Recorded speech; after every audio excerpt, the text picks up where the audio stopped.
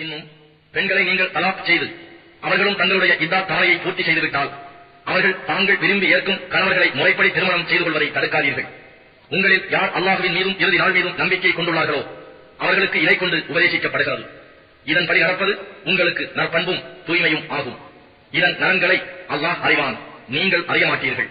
தலாக் சொல்லப்பட்ட மனைவியர் தம் குழந்தைகளுக்கு பூர்த்தியாக பாலூட்ட வேண்டும் என்று தந்தை விரும்பினால் தாய்மார்கள் தங்கள் குழந்தைகளுக்கு நிரப்பமான 2 ஆண்டுகள் பாலூட்டுதல் வேண்டும். பாலூட்டும் தாய்மார்களுக்கு ஷரியத்தின் முறைப்படி உணவும் உடையும் கொடுத்து வருவது குழந்தையுடைய தகப்பன் மீது கடமையாகும். எந்த ஓர் ஆத்மாவும் அதன் சக்திக்கு மேல் எதுவும் செய்ய நிர்பந்திக்கப்பட மாட்டாது. தாயை அவருடைய குழந்தையின் காரணமாகவோ அல்லது தந்தையை அவன் குழந்தையின் காரணமாகவோ துன்புறுத்தப்பட மாட்டாது. குழந்தையின் தந்தை இறந்துவிட்டால் அதை பரிபாலிப்பது வாரிசுகள் கடமையாகும். இன்னும் தாய் தந்தையர் இருவரும் பரஸ்பரம் இணங்கி ஆலோசித்து பாலூட்டலை நிறுத்த விரும்பினால் அது அவர்கள் இருவர் மீதும் குற்றமாகாது. தவிர ஒரு செவிலி தாயை கொண்டு உங்கள் குழந்தைகளுக்கு பாலூட்ட விரும்பினால் அதில் உங்களுக்கு ஒரு குற்றமும் இல்லை. ஆனால் அக்குழந்தையின் தாய்க்கு உங்களிடமிருந்து சேர வேண்டியதை முறைப்படி செலுத்திவிட வேண்டும். அல்லாஹுக்கு அஞ்சி நடந்து கொள்ளுங்கள்.